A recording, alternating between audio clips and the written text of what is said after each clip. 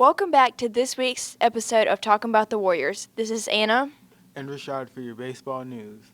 We want to start off by congratulating the Warriors for a great start to the season. The varsity has a record of 3-1 and the JV 0-2. We want to give an extra shout out to Jake Thoman for receiving Pitcher of the Week from the Midtown Optimist Club. There is a varsity game today against St. Luke's at Mims at 7 o'clock.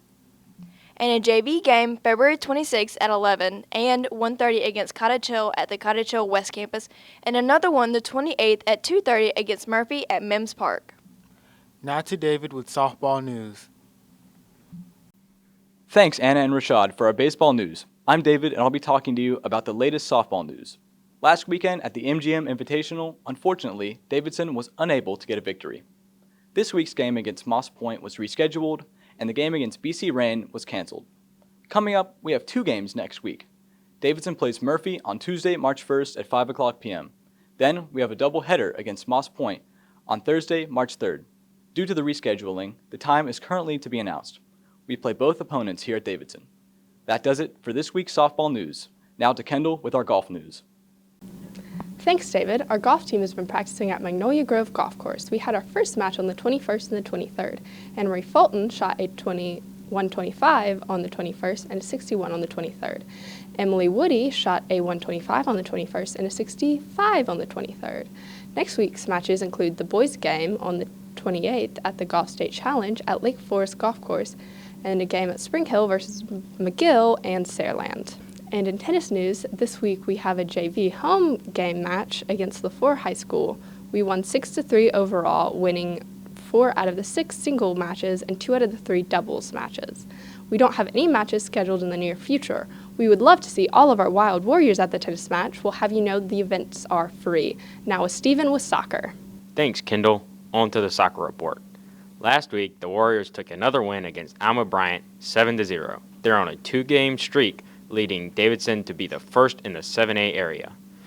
Upcoming games this week include an away game against the Theodore Bobcats on February 25th and a home game against the Murphy Panthers on March 3rd at Sage Park.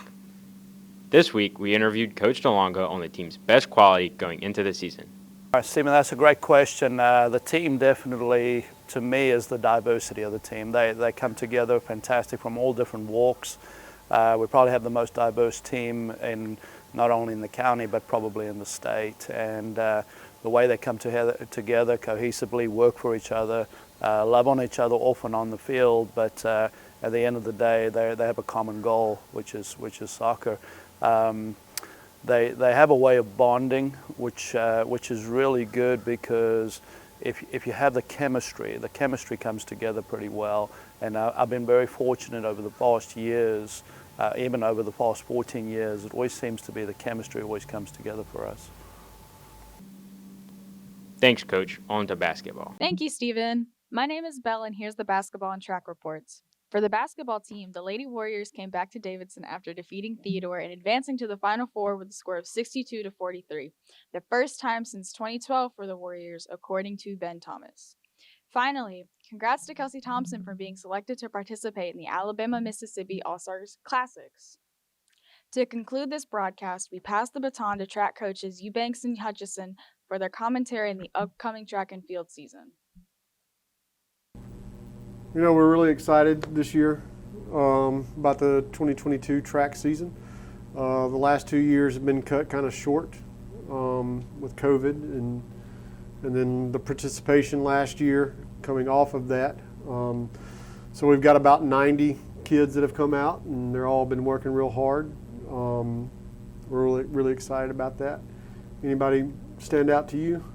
Yeah, Jaden Davidson stands out. I mean, he's one of the sophomores that we would have had as a freshman last year, but missed him because so many families were still apprehensive about the COVID situation. So we're seeing a lot of the kids that we didn't see as freshmen last year as sophomores, and it's generated a lot of excitement. I think Jaden looks good, and Kayla Armstrong with the girls, also Absolutely. Another sophomore.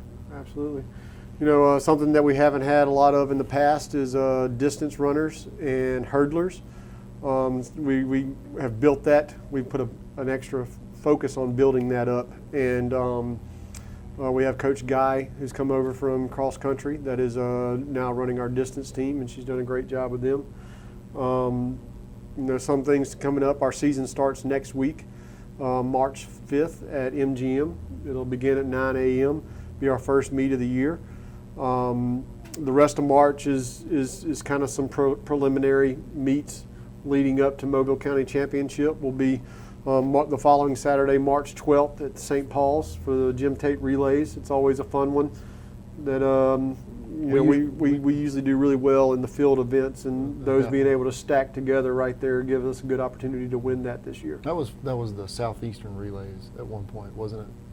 It was the St. Paul's Relays. St. Paul's Relays, that's right. But then Jim Tate, great longtime coach at St. Paul's, they've now renamed that in honor of him. Southeastern Relays is not going on this year. Okay. Well, the relay style meets, we generally do really well at those meets. We score a lot of points because of our field. Right. And now adding the hurdles and the distance, and our throws are usually solid. I think our standout thrower really is Mose with the javelin. Right. And so that kind of leads us up to the line Newell throw meet that our standout performer Ayanna Johnson won last year. She set the state record at the line Newell charity throw event at UMS, and held first position in the state of Alabama all year last year in shot put and triple jump. Eventually went on to win the 7A state triple jump on the girls' side, and then we also had the 7A state champion triple jumper on the boys' side, and Josh Graham, and both of them are returning seniors this year, and we expect a lot out of them. The Challenge of Champions event will include Ayanna, Joshua Graham, Mose Piper in the javelin throw, and also another one of our seniors, Jeremiah Martin, have been accepted to the Challenge of Champions this year. So, not a lot of teams have multiple entries into that, and we're lucky to have four, and four really good ones. And Ayanna Johnson is a really interesting athlete to come see because she does throw, she does sprint, she does jump, and the invite only that she's getting invited to, she's invited for what, 3 things? Just two: shot put and triple jump. Shot put, so she's throwing and jumping, which is unique. You don't see that. You don't see that very often. So. Ayanna has accepted a full ride in track and field to the University of South Alabama. That's something we're very excited about. We're going to be having a signing day ceremony specifically for her later on this year. Track is not as